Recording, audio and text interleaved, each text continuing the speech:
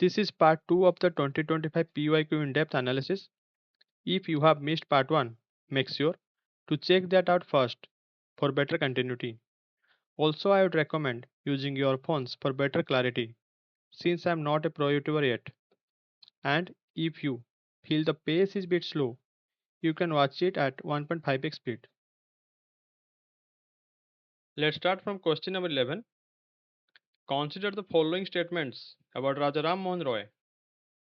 He possessed great love and respect for the traditional philosophical systems of the East.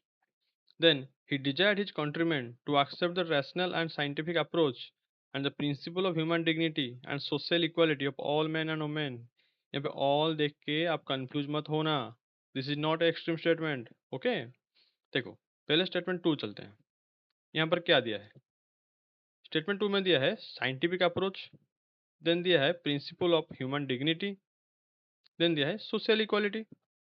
अब चलो बताता हूँ ये कहाँ से पिक किया है. देखो चैप्टर 9 है ये general survey of socio cultural reform movements. Okay, ये है स्पेक्ट्रम से. देखो स्पेक्ट्रम से डायरेक्ट है. कैसे डायरेक्ट है? देखो राजा राम मोहन रॉय. देखो ये क्या लिखा है? Same scientific approach, principle human dignity, social equality. देख रहे हो? डायरेक्ट क्वेश्चन है, डायरेक्ट स्टेटमेंट दिया है. देखो scientific approach, principle human dignity and social equality, ये डायरेक्टली पिक हुआ है यहाँ से स्पेक्ट्रम से. अब देखो स्टेटमेंट वन पढ़ते हैं. He possessed great love and respect for the traditional philosophical system of the East. मान लो ये आपको समझ में नहीं आ रहा है, अब क्या करोगे? अब स्टेटमेंट टू राइट है, इसका मतलब ओनली वन नहीं होगा. ओके, और नीदर वन नीदर टू नहीं होगा. 50-50 में पहुंच गए. अब चलो दिखाता हूँ इसको अच्छे तरह से ना. अब एक बार सोचो. देखो मैं आपको पहले भी बता चुका हूँ, फिलोसोफर एंड सोशल रिफॉर्मर कौन थे? राजा राम मोहन रॉय. इससे पहले आपको रामानुजो के बारे में पूछा था. He was also a philosopher and social reformer. मैं वहां पर भी, आप वीडियो अगर नहीं देखे हो आप लोग देख लो. देखो वहां पर बोला था कि जो वेदा और उपनिषद के बारे में कैसे रिलेटेड है. 2024 में उपनिषद के बारे में पूछा था. ये कैसे रिलेटेड है राजा राम मोहन रॉय के साथ? यहाँ पर दिखाता हूँ. देखो पहले उसके बाद क्या लिखा है. He translated, देखो, into Bengali the Vedas and the 5 Upanishad. Okay, वेदा और उपनिषद वो ट्रांसलेट किए थे. That means he was a philosopher, he was a social reformer. Veda Upanishad translate किए थे, इसीलिए रामानुजो के बारे में पहले 22 में पूछ लिया और उसको रिलेटेड करके देखो वेदा उपनिषद. ये लिंक करना पड़ेगा, ऐसा नहीं कि रिलेटेड नहीं है, हैं. इसीलिए तो पूछा फिलोसोफर एंड सोशल रिफॉर्मर. अभी राजा राम मोहन राय के बारे में पूछ लिया है. नेक्स्ट देखो कि और कौन फिलोसोफर एंड सोशल रिफॉर्मर हैं जो कि इंपॉर्टेंट पर्सन है. अगर मान लो पर्सन इन न्यूज है, इंपॉर्टेंट है, तो उनके बारे में एक बार देख लो. ओके, चलो इसको देखो कैसे डिकोड करते हैं ऑप्शन नंबर वन को. अब चलो हिस्ट्री में एक बात याद रखो, अगर आप लोगों को समझ में नहीं आ रहा है ना, आप हिंदी वर्जन पढ़ो. देखो क्या लिखा है. उनमें प्राच्य विश्व, प्राच्य मीन्स ईस्ट, उनमें प्राच्य विश्व के पारंपरिक दार्शनिक सिद्धांतों के प्रति अत्यंत अनुराग और समादर था. समझ रहे हो? उनमें प्राच्य विश्व के पारंपरिक दार्शनिक सिद्धांतों के प्रति अत्यंत अनुराग और समादर था. यहाँ पर देखो सिद्धांतों के प्रति दिया है, यहाँ पर भी देखो सिद्धांतों को माने. अगर उस यहाँ पर भी सिद्धांतों को मान रहे हैं तो क्यों नहीं करेंगे ये? एक बार आप सोच लो ना, ये सही है. अप्रोच समझ रहे हो? हिंदी में पढ़ो, अगर इंग्लिश वर्जन समझ में नहीं आ रहा है हिंदी में पढ़ो और उसको अच्छे से पढ़ो, आपको समझ में आ जाएगा. ये सही है, ये भी सही है. समझ रहे हो? अब चलो क्वेश्चन नंबर 12. यहाँ पर क्या दिया है? Non cooperation programme. ये मैं डिस्कस किया था नॉन कोऑपरेशन प्रोग्राम 2016 में, लेकिन मेरा मोटो है कि मैं 2020 से पीछे नहीं जाऊंगा. आपको दिखाऊंगा कि last 5 year is enough to analyse UPSC PYQs. Okay, देखो 2023 में स्वदेशी, 2020 में क्या दिया है सीडीएम, 2021 में quick India, civil disobedient movement, Swadeshi और क्विट इंडिया। अब देखो नॉन कोऑपरेशन प्रोग्राम, चलते हैं। देखो ये क्वेश्चन कहाँ से आया दिखाता हूँ, ये भी डायरेक्टली स्पेक्ट्रम से आया है। देखो स्पेक्ट्रम का, देखो नॉन कोऑपरेशन मूवमेंट एंड खिलाफत स्पेक्ट्रम 339, पेज नंबर 339 है। यहाँ देख लो एक समरी दिया है। अब क्वेश्चन में चलते हैं। Boycott of law courts and foreign clothes. देखो यहाँ पर क्या लिखा है, बॉयकॉट ऑफ, क्या लिखा है, स्कूल कॉलेज लॉ कोर्ट्स, लिखा है कि नहीं लिखा है, गवर्नमेंट सर्विस और foreign clothes, law court foreign cloth यहाँ से मिल गया। अब चलो, अब देखो क्या लिखा है, observance of strict non violence. अगर Gandhi ji non cooperation programme किए हैं तो नॉन वायलेंस तो होगा ना, यहाँ से भी कर सकते हो, लेकिन दिखाता हूँ आप लोगों को। देखो ये NCERT, same non cooperation movement, Indian nationalism chapter है, ओके। क्या लिखा है, satyagrahi could win the battle through non violence, यहाँ लिखा है कि नहीं, थ्रू नॉन वायलेंस, कौन बोला था, गांधी जी। देखो non cooperation movement spread country side. अब देखो ये मिल गया, right, second option is right, okay. अब चलो third option, retention of titles and honours without using them in public. ये आपको यूपीएससी फंसाया है, क्यों बता रहा हूँ। रिटेंशन का मीनिंग क्या है, titles and honours kept bye them but not be used publicly. Title और ऑनर्स को अपने पास रखो, रखना है, समझ रहे हो। तो एक कैसा नॉन नॉन कोऑपरेशन हो गया भाई। अब देखो यहाँ पर, देखो यहाँ पर क्या लिखा है, देखो सरेंडर ऑफ टाइटल्स लिखा है कि नहीं। अगर यहाँ पे लिखा है एनसीईआरटी में surrender of titles that the government awarded, अगर यहाँ पे लिखा है तो ये क्या लिखा है, सरेंडर ऑफ टाइटल्स की जगह, देखो वार्ड गेम कैसे यूपीएससी खेला है आप लोगों के साथ, सरेंडर की जगह रिटेंशन लिख दिया है। अगर आपको मीनिंग पता नहीं होगा यहाँ पे फंस जाओगी एग्जाम हॉल में, क्योंकि एग्जाम हॉल में क्या होता है ना, इतना प्रेशर होता है, आपको वर्ड का मीनिंग सडनली ब्लैंक हो जाता है, ब्लैकआउट हो जाता है, पता नहीं चलता है कि क्या मीनिंग था, समझ रहे हो। इन इस केस में ना आप लोगों को हिंदी वर्जन पढ़ो। अब चलो ये तो रॉन्ग हो गया, इसको सरेंडर करने के लिए बोले थे, नहीं कि अपने पास रखने के लिए, ओके। देखो यहाँ पर क्या लिखा है, four option, establishment panchayat for settling disputes.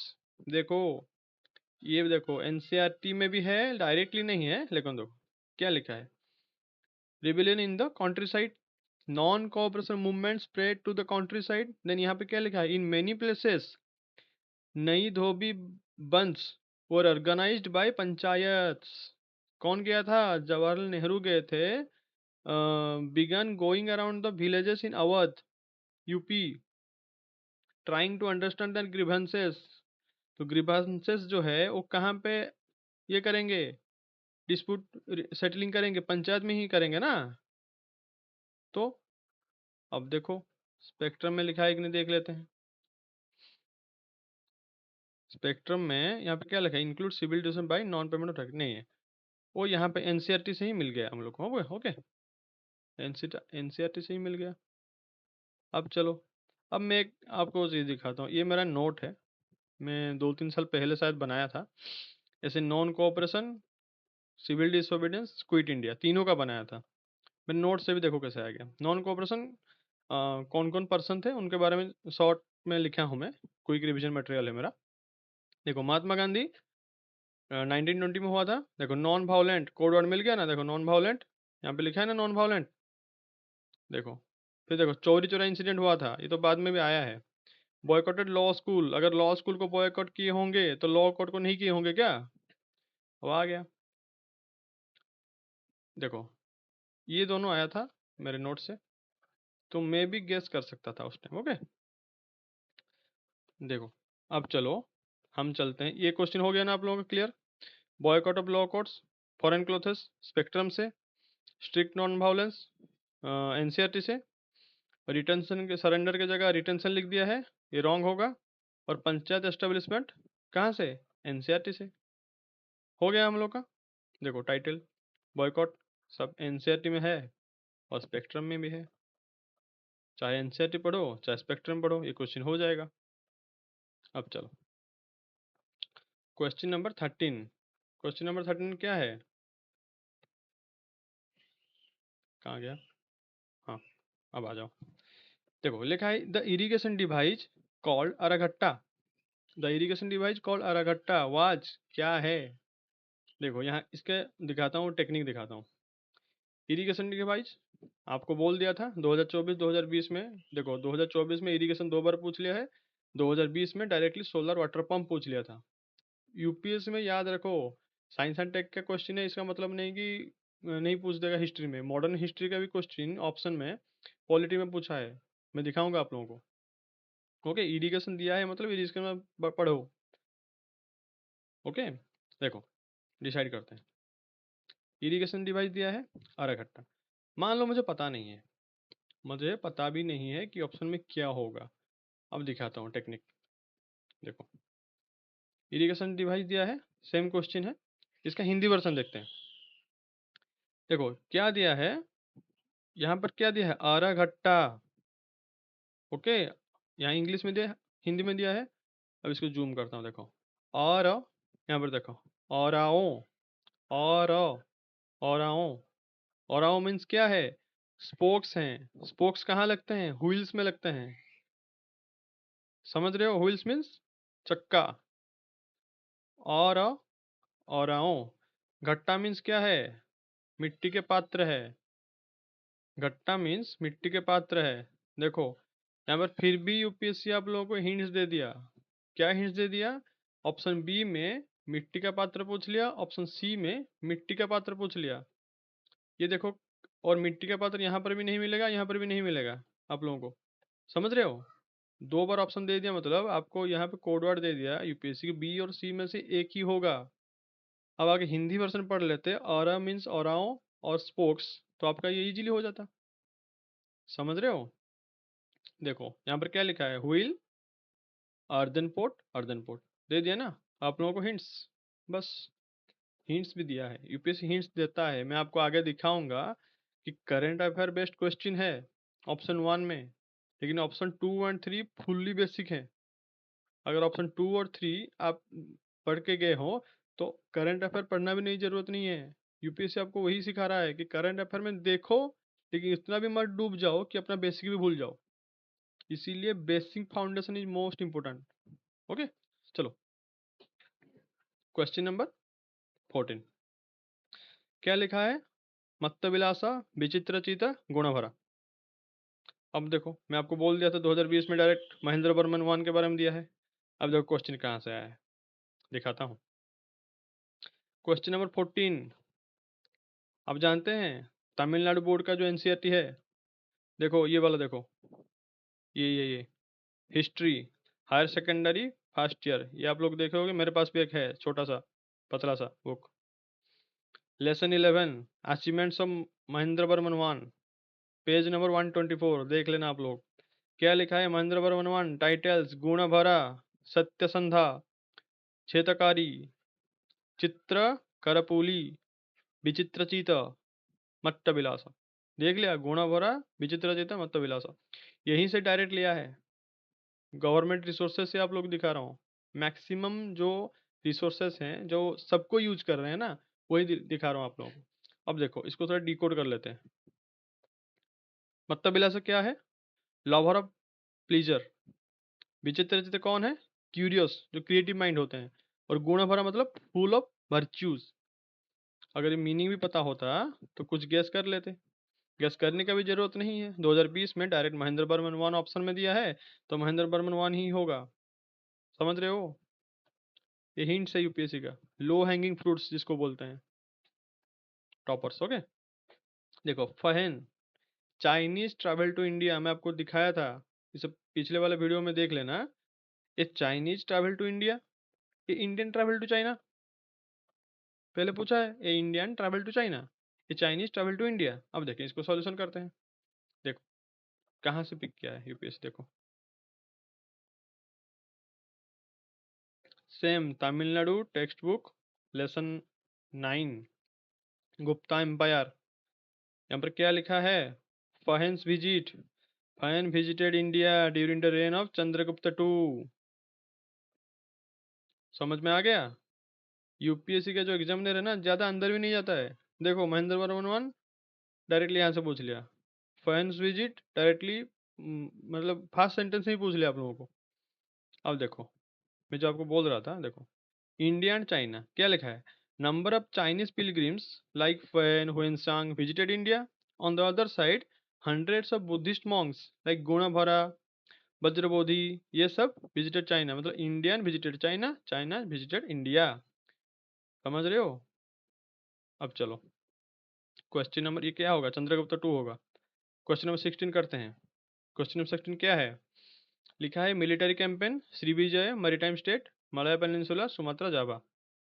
अच्छा, मिलिट्री कैंपेन किए थे against the kingdom of Srivijaya. अच्छा, ये भी देखो कहाँ से आया, दिखाता हूँ। सेम तमिलनाडु बोर्ड, लेसन 14 दिखाता हूँ। क्या लिखा है? Sumatra Java Malay archipelago, Hindu kingdom कौन था? Sumatra was Srivijaya. Sumatra island के कौन थे? किंग श्रीविजय थे। उनका एम्पायर का नाम क्या था? देखो, शैलेंद्र एम्पायर। अब अगर यहाँ पे श्रीविजय की जगह शैलेंद्र एम्पायर दे देता ना, फिर भी समझ में नहीं आता आप लोग को। समझ रहे हो? नेक्स्ट टाइम ऐसे भी करेगा, शैलेंद्र एम्पायर पूछ लेगा। देखो, powerful maritime commercial power Shailendra empire. देखो, जाभा, बाली, सुमात्रा, मलय। यहाँ पर क्या है ऑप्शन में? देखो, मैरीटाइम मलय, सुमात्रा, जाभा। देखो, मलय, सुमात्रा, जाभा। क्या लिखा है? देखो यहाँ पे लिखा है हिज सन। किसके सन? राजा राजा चोड़। देखो, राजा राजा चोड़ों के जो सन थे, Rajendra, conquered the Shailendra kingdom for some time. समझ में आ रहा है? अब देखो यहाँ पर क्या लिखा है। देखो यहाँ पर भी लिखा है Rajendra was his naval expedition to Kadaram और श्रीविजय। देखो, श्रीविजय का दूसरा नाम भी पता चल गया, कादरम। इसलिए उनका टाइटल था, श्री राजेंद्र का क्या था टाइटल? कादरम कोंडन। कादरम कोंडन पूछ सकता है, नेक्स्ट टाइम पूछ सकता है। देखो, इम्पीरियल्स ऑफ चोड़ा, लेसन 13 से आया है, 14 से आया, मिक्स करके आ गया। समझ रहे हो? तमिलनाडु बोर्ड से 3 क्वेश्चन। अब चलो next question number 17। Question number 17 चलते हैं। यहाँ पर क्या लिखा है क्वेश्चन नंबर 17 में? River flowing in the region. देखो, ये मैं आपको दिखाता हूँ, ये एनसीईआरटी से आया है, लेकिन एक हिस्ट्री का अटलास मिलता है ऑक्सफोर्ड का, मेरे पास है। अगर किसी को चाहिए तो कमेंट सेक्शन में बताओ, मैं भेज दूंगा। देखो, डायरेक्टली आया है, डायरेक्टली अटलास से, हिस्ट्री का अटलास है पूरा, एंशियंट से लेके मॉडर्न हिस्ट्री तक। क्या लिखा है? अस्मका, कंबोज, अवंती, कोसड़। दिखाता हूँ। देखो, यहाँ पर है अस्मका, अवंती, कोसड़ और क्या, कंबोज। आ गया ना एक ही जगह पे। अब देखो, गोदावरी, बिपाशा, महानदी, सरायू। देखो, बिपाशा, महानदी, गोदावरी, सरायू नहीं है। लेकिन आप लोग अगर रामायण के बारे में जानते हो, अयोध्या के बारे में जानते हो, न्यूज में भी है Sarayu river related to Shri Ram. Okay, अब देखो कैसे सॉल्व सॉल्व करना है। अस्मका कहाँ पे है? देखो, अस्मका के पास क्या है? गोदावरी। कंबोज के पास क्या है? बिपाशा। बियाज रिवर, अभी के बियाज रिवर। ओके, और महानदी तो यहाँ पे है, अवंती तो यहाँ पे है। अवंती कुछ याद आ रहा है आप लोगों को? अवंती, अवंती का दो साम्राज्य था, क्या था? माहिष्मति और उज्जैनी। जो मूवी देखे हो माहिष्मति, ये देखो, कुंतला राज्य, देवसेना।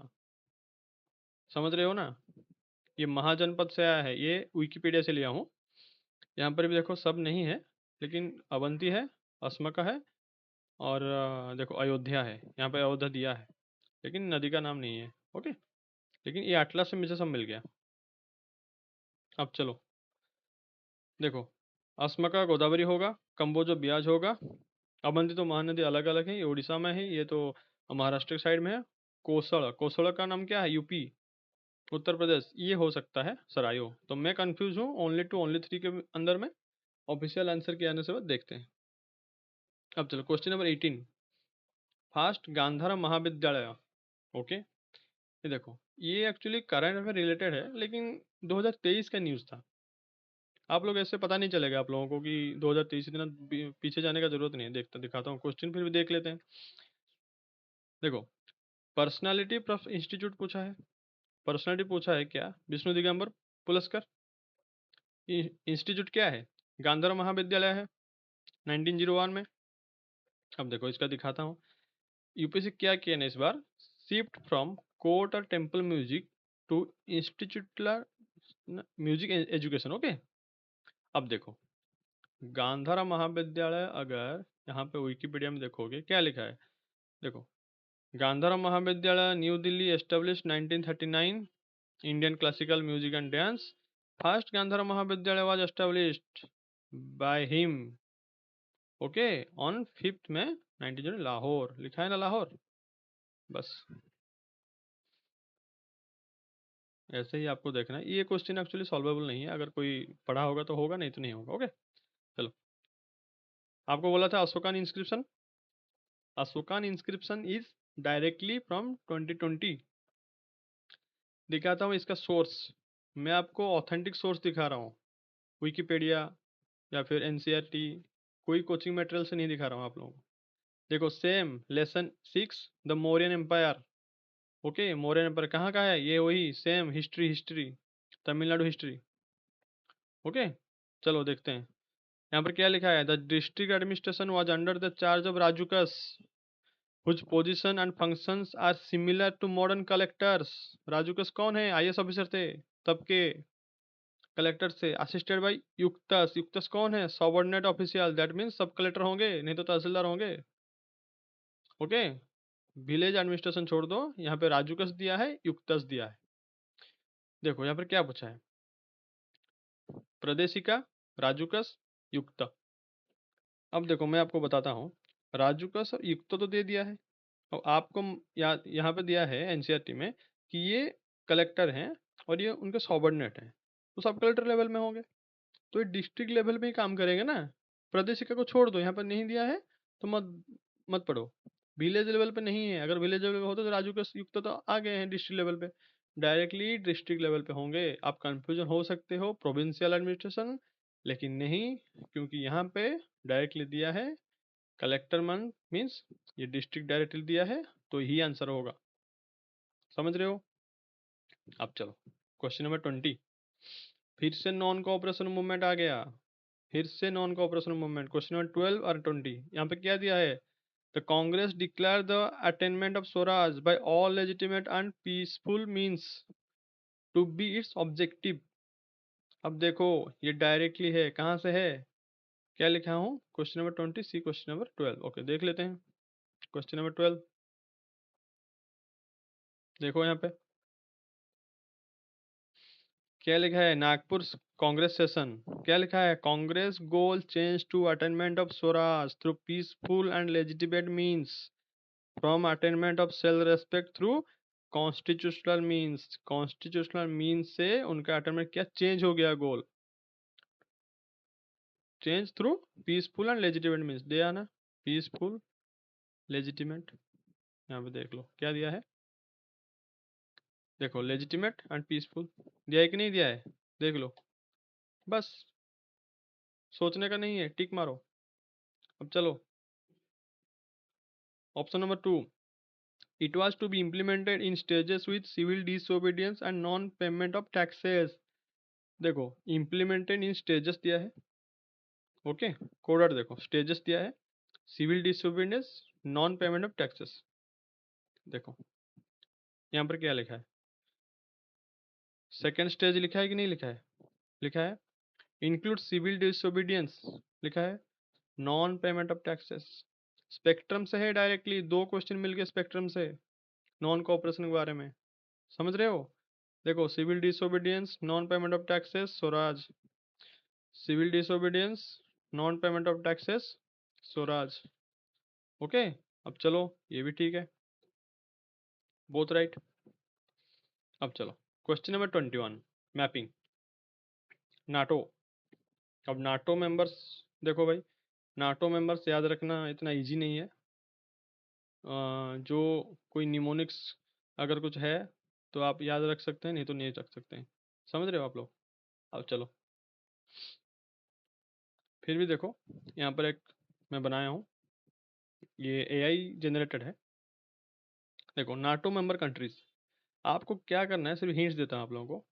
जो न्यू मेंबर्स है ना, बस उसको याद रखो, यूपीएससी ने ज़्यादा पीछे नहीं जाएगा। देखो USA, Canada, UK, France, Germany, Italy, Spain, Turkey. यहाँ पर देख लो कहीं पे है USA, Canada, France, Germany, Italy, Turkey? है नहीं है? क्यों नहीं है? देखो यूपीएससी को समझो, यूपीएससी चाहता है जो न्यू मेंबर्स है ना, आप उनको याद रखो, पुराने मेंबर्स को याद रख के कुछ फायदा नहीं है। देखो यहाँ पर क्या दिया है, फिनलैंड, स्वीडन, मैकेडोनिया, ये लिखा क्या लिखा है, मोंटेनेग्रो, क्रोशिया, अल्बानिया।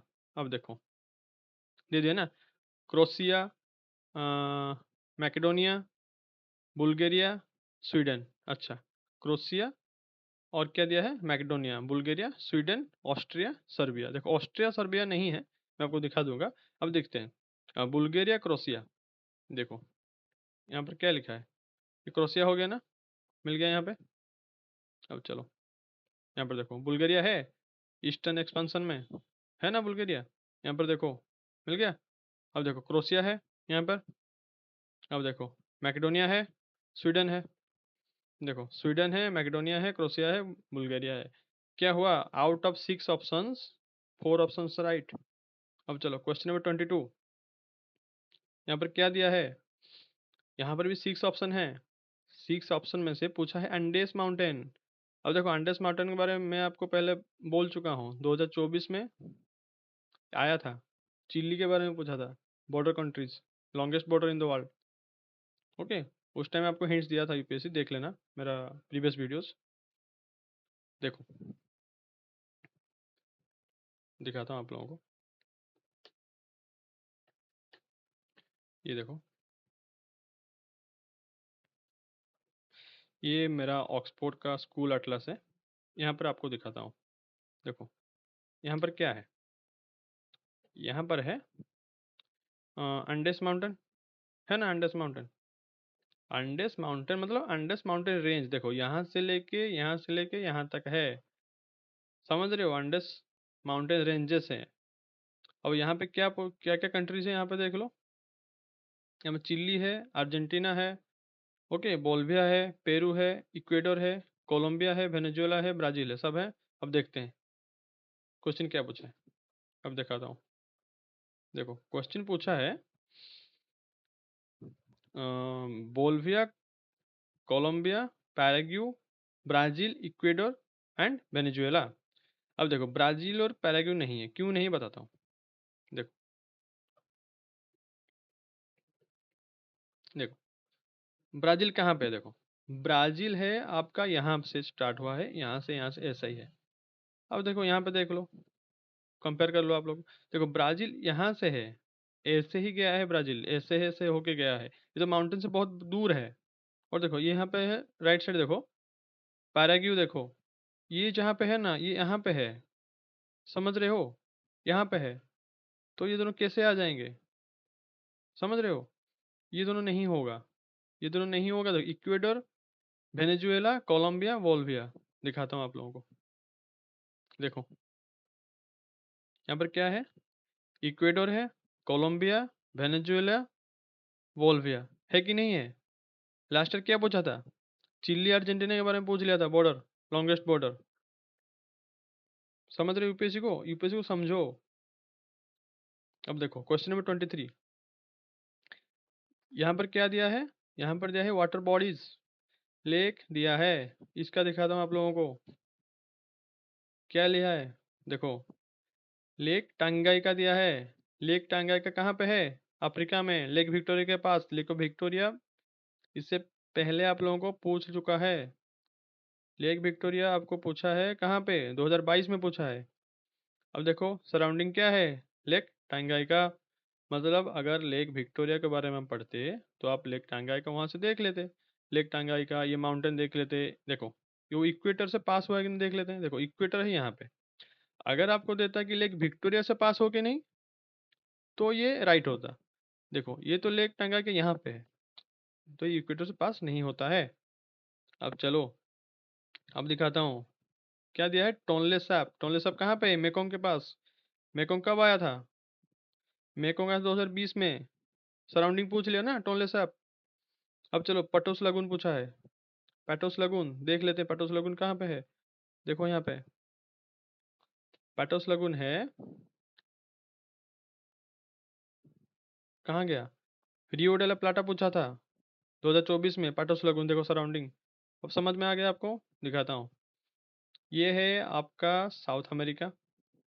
ये है आपका साउथ ईस्ट, जहाँ पे कंबोडिया वियतनाम है। ये है आपका अफ्रीका। देखो वहीं से पूछ लिया सराउंडिंग, तीनों सराउंडिंग है, यहाँ से पूछ लिया क्वेश्चन। इज सॉल्वेबल नन होगा, क्यों? क्योंकि इक्वेटर से पास नहीं होता है। देखो इक्वेटर यहाँ पे नहीं होगा।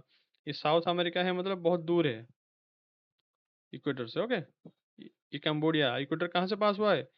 कंबोडिया से नहीं, म्यांमार से पास होकर चला गया है। खुद देख लो, आपके लिए होमवर्क है। अब देखो टर्मरिक ड्यूरिंग द 2022-23। देखो 2022-23 मतलब आपको यहाँ से पता हो गया कि 2022-23 के न्यूज़ है। अगर आपको पता है ये करंट अफेयर रिलेटेड डायरेक्टली है, करंट अफेयर से पीआईबी से लिया हूँ मैं। देखो पीआईबी से पूछा है डायरेक्टली। अगर पता नहीं है तो इसको छोड़ के आ जाओ। देखो सोर्स बता रहा हूँ। देखो PIB, government of India notification establish on national turmeric board. देखो ये आया था, देख रहे हो, 2023 में, अक्टूबर। अब देखो यहाँ पर है आप लोगों का ये स्टेटमेंट है। देखो लास्ट स्टेटमेंट, लास्ट स्टेटमेंट देखो, इसको मैं हाईलाइट थोड़ा कर दिया हूँ यहाँ पे। ये देखो, India is the largest producer consumer and exporter. यहाँ पर क्या दिया है? India is the largest producer exporter of turmeric in the world. Same ही तो है, turmeric in the world. Okay, 2022-23, 2022-23 को रेफरेंस करके आपको पूछा है 2022-23 के बारे में। नेक्स्ट क्या दिया है? More than 30 varieties turmeric are grown in India. देखो यहाँ पर क्या दिया है? More than 30 varieties of turmeric, यहाँ पर दिया है ना, ग्रोन इन इंडिया, लिख दिया ना यहाँ पर। अब चलो नेक्स्ट क्या पूछा है? नेक्स्ट पूछा है Maharashtra, Telangana, Karnataka, Tamil Nadu major turmeric producing states. देखो Maharashtra, Telangana, Karnataka, Tamil Nadu largest producing states. Directly PIB से लिया है 2023 से। अब आप बोलोगे कि 2023 इतना पीछे कौन जाएगा? देखो ये अगर आपको नहीं आ रहा है वहीं पे छोड़ दो, गेस मत करो, माइनस मार्किंग हो जाएगा। ओके, अब चलो, तीनों ठीक है, यहाँ पे तीनों ठीक होगा। ओके, देखो 25 नंबर करते हैं। Continental drift. Continental drift is fundamental question, directly NCERT से आया है। देखते हैं। देखो the belt of ancient rocks from Brazil coast matches with western Africa. Brazil coast matches with western Africa. दिखाता हूँ आप लोगों को।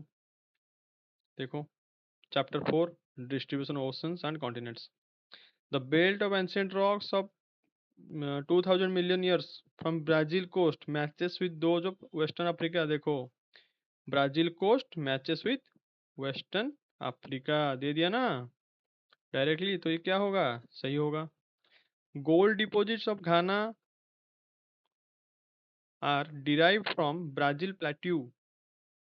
देखो यहाँ पर नीचे देखो, gold deposits of Ghana derived from Brazil plateau दे दिया। अब चलो option number 3, Gondwana system 6 different land masses of the southern hemisphere। देखो Gondwana system of sediments from India is known to have its counterparts of 6 different land masses of the southern hemisphere। देखो हो गया ना, Gondwana system 6 land masses southern hemisphere। Gold deposit of Ghana Brazil प्लेटू, Brazil rocks matches with western Africa. तीनों के तीनों NCERT से है। Physical geography NCERT chapter number 4 देख लेना आप लोग। अब चलो तीनों राइट हैं। 26, देखो क्या दिया है, डस्ट पार्टिकल के बारे में पूछा, एटमॉस्फेरिक डस्ट पार्टिकल। अब चलते हैं इसका सॉल्यूशन, कहाँ से पिक किया है। देखो सेम चैप्टर 7 से पूछा है, फिजिकल ज्योग्राफी, एनसीईआरटी। देखो composition and structure of atmosphere, आप ये जो फिजिकल ज्योग्राफी का बुक है ना, इसको अच्छे तरह से आप लोग कॉन्सेप्ट क्लियर करो, इस बुक को बार बार पढ़ो। Okay, composition of structure of atmosphere, dust particle के बारे में दिया डायरेक्टली। देखो यहाँ पर क्या दिया है, the higher concentration of dust particles is found in subtropical and temperate regions. यहाँ पर क्या लिखा है, देखो dust particle in the atmosphere is more in subtropical and temperate regions than equator and polar. Equator polar region से subtropical और temperate region में dust particles ज्यादा हैं। यहाँ पर क्या लिखा है, higher concentration dust particle found in subtropical and temperate region due to what, due to dry winds comparison to equatorial and polar regions. Okay, compare to equatorial polar reason, यहाँ पे concentration high है, कहाँ पे, सब tropical and temperate reason पे। क्यों है, क्योंकि ड्राई विंड्स है। अब देखो यहाँ पर सेकंड ऑप्शन क्या दिया है, सब tropical and temperate areas have less dry winds. नहीं, लेस ड्राई विंड्स नहीं है वहाँ पे, यहाँ पर लिखा है ना कंपेरेटिवली मोर ड्राई विंड्स हैं। तो फिर क्यों है, देखो थोड़ा कंसेप्ट क्लियर कर लेता हूँ। देखो subtropical regions around 20 degree to 30 degree latitude, okay, dominated by descending dry air from Hadley cell. Hadley cell आप लोग पढ़े हो ना, फेरल सेल, हैडली सेल। देखो presence of major desert, subtropical region में आप लोग जानते हो सहारा डेजर्ट, अरेबियन डेजर्ट। क्यों है, क्योंकि यहाँ पे बहुत ड्राई विंड्स हैं।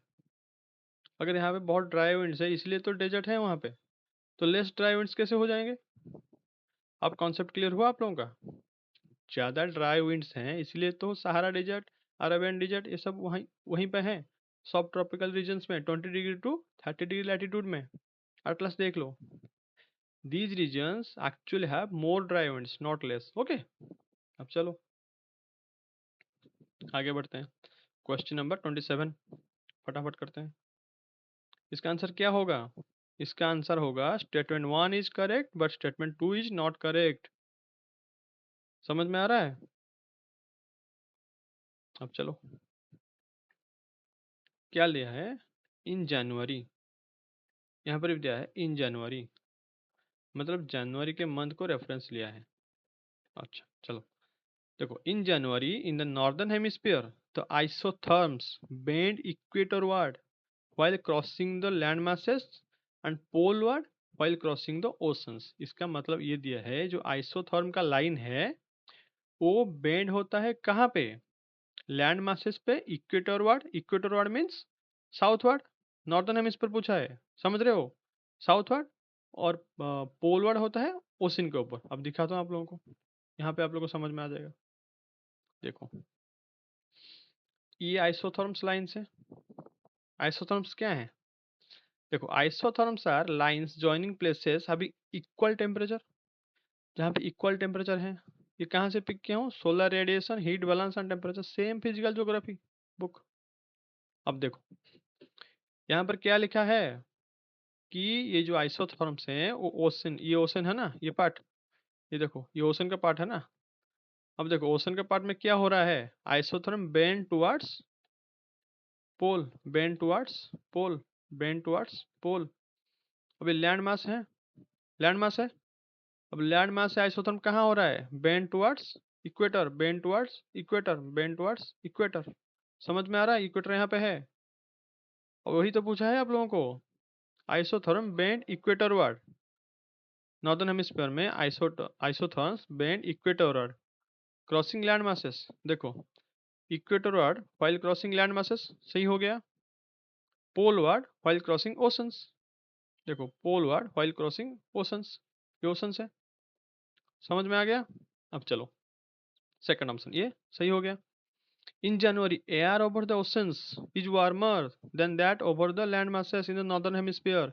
Air over the oceans, that means ocean के सरफेस का एयर जो है वो वार्मर होता है, कहाँ पे, नॉर्दर्न हेमिस्फीयर में। कब, जनवरी में, वही पूछा है। अब देखो यहाँ पे क्या लिखा है, इन जनवरी एनसीईआरटी में लिखा है the isotherms deviate to the north over the oceans and to the south over the continent.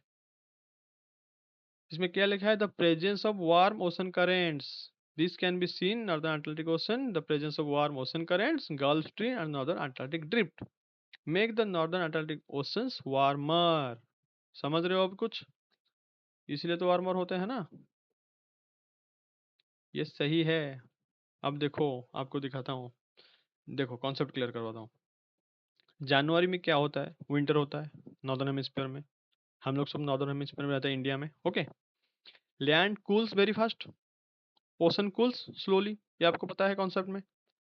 Land cools very fast, heat very fast, cool very fast. Ocean heat slowly, cool slowly. Region क्या है?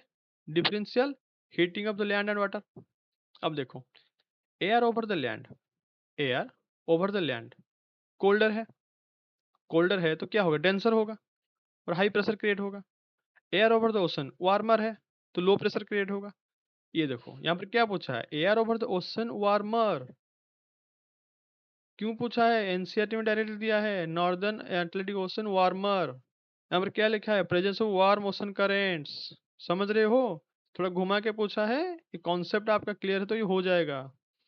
देखो यहाँ पर क्या दिया है? Both statement 1 and 2 are correct. यहाँ पर both statement 1 and 2 are correct. Statement 1 is correct but statement 2 no correct. Statement 1 is correct, statement 2 not correct. ये करेक्ट दिया है।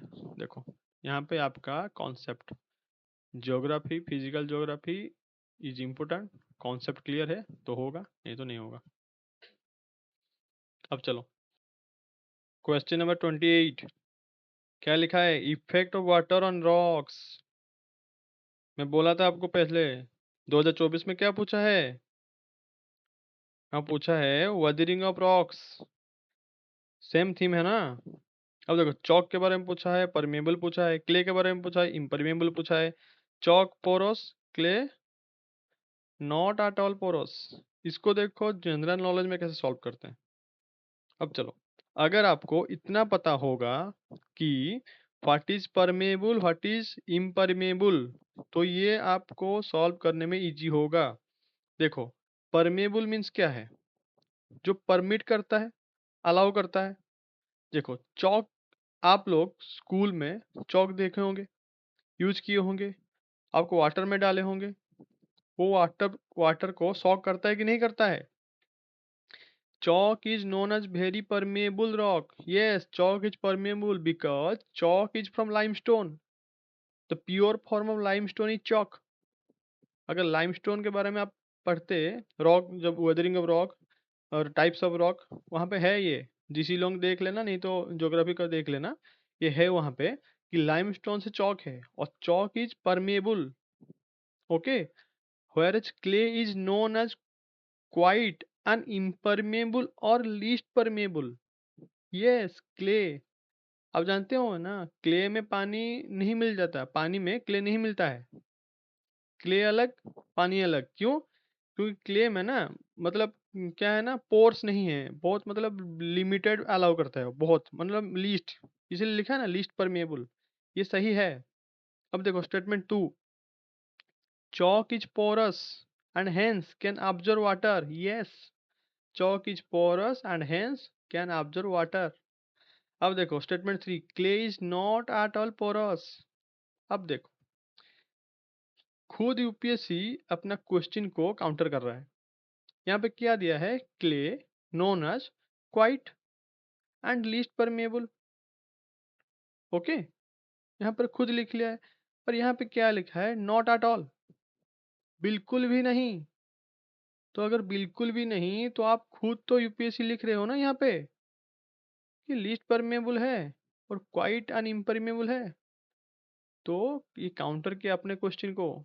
ऐसे ही पैसे एक एक क्वेश्चन में करता है। ये रॉन्ग है। अगर ये रॉन्ग है तो यहाँ पे आपका आ जाएगा आंसर। यहाँ पे क्या आंसर है? Only one of the statement two. ये एक्चुअली क्या है ना, ये ऑफिशियल स्टेटमेंट में देखेंगे। ओके, ये कोचिंग मैटर को नहीं देखेंगे, जो ऑफिशियल स्टेटमेंट आएगा तभी देखेंगे इसमें से क्या आंसर सही है। ओके। अब चलो क्वेश्चन नंबर 29। क्वेश्चन नंबर 29 में क्या दिया है? Without an atmosphere temperature would be well below freezing point. Atmosphere के बिना temperature would be well below freezing point. कहाँ होगा? Everywhere on the earth surface. अब चलो देखते हैं एवरीवेयर होता है कि नहीं होता है।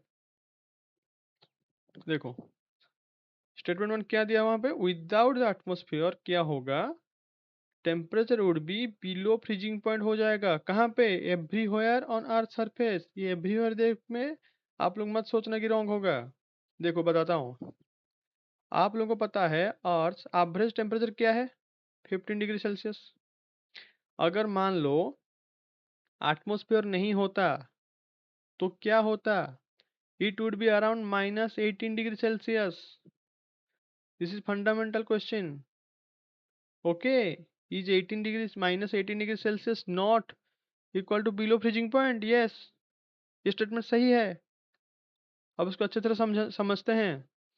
देखो एटमॉस्फेयर में जो ग्रीन हाउस गैसेस है ना, carbon dioxide, methane, water vapour, ये क्या करते हैं? अर्थ को वार्म रखने में हेल्प करते हैं। समझ रहे हो? सेकंड स्टेटमेंट क्या दिया है देखो, ये सही है। Heat absorbed and trapped by the atmosphere maintains our planet's average temperature। Heat absorbed and trapped, number क्या दिया है देखो, heat absorbed and trapped by atmosphere। atmosphere means atmospheric gases। Okay, maintains our planet's average temperature. Planet's average temperature क्या है? 15 degree Celsius. इसको maintain कौन करता है? Atmospheric gases. क्या है वो? Green house gases. समझ रहे हो? हमारे अर्थ को वार्म रखते हैं, नहीं तो क्या होगा? बिलो फ्रीजिंग पॉइंट हो जाएगा। ये स्टेटमेंट रिलेटेड है कि नहीं है? हैं? सही है ना? अब चलो देखो, atmosphere gases like carbon dioxide are particularly good at absorbing and trapping radiation। यहाँ पर नहीं लिखा है कि कार्बन डाइऑक्साइड एमिशन के लिए गुड है। यहाँ पर क्या लिखा है? Carbon dioxide particularly absorbing and trapping radiation, इसके लिए लिखा है। एटमॉस्फेरिक कार्बन डाइऑक्साइड लिखा है। देखो यहाँ पे क्या लिखा है, atmosphere gas like carbon dioxide good at observing trapping radiation. देखो greenhouse gases like carbon dioxide, water vapour, methane, these are the gases which trap outgoing long wave radiation। ये ट्रैप करके रखते हैं, तभी हमारा अर्थ एवरेज टेम्परेचर मेंटेन होकर रहता है 15 डिग्री सेल्सियस, नहीं तो बिलो फ्रीजिंग पॉइंट में चला जाएगा। समझ रहे हो? तीनों सही हैं। ओके, ये तीनों सही हैं। अब चलो राष्ट्रीय गोकुल मिशन, ये कहाँ से आया है? मैं आपको हिंट्स दिया हूँ, farmer is fact, farmer related जो भी आ रहा है पीआईबी में जहाँ पे, अब पढ़ लो। ये देखो, ये कहाँ से उठाया हूँ? राष्ट्रीय गोकुल मिशन पीआईबी से उठाया हूँ। यहाँ पे क्या दिया है? अब देखो, पढ़ो स्टेटमेंट टू पहले पढ़ो।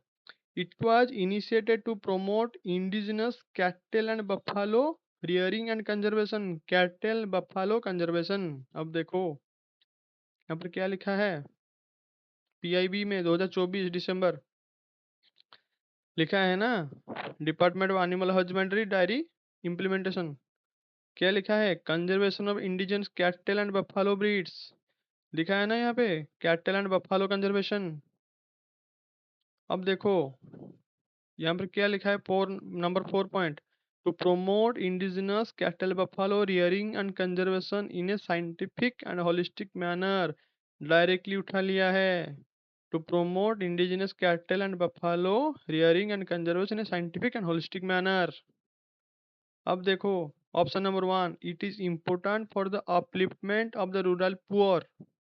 इतना पढ़ो, उसके बाद पढ़ो, आज majority of low producing indigenous animals are with small and marginal farmers and landless laborers। यहाँ से आप लोग पढ़ो, ये स्टेटमेंट क्या आपको गलत लग रहा है कहीं से भी?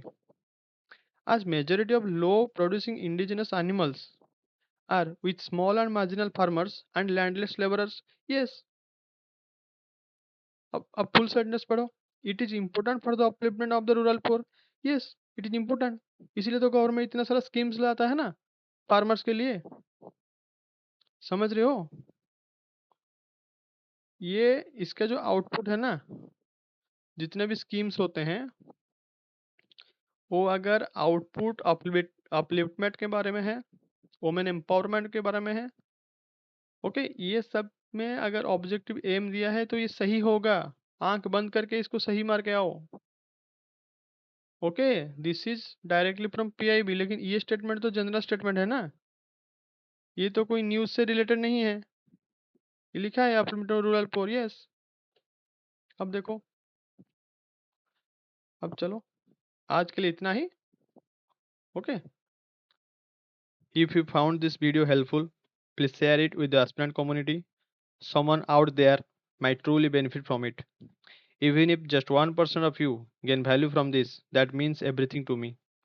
And if you have any personal doubts or need guidance, feel free to reach out to me at mentor@sovereignsolver.com. Stay focused, stay consistent, and remember, success in this journey is not about luck. It's about preparation meeting the right strategy. I'll see you in the next one. Thank you.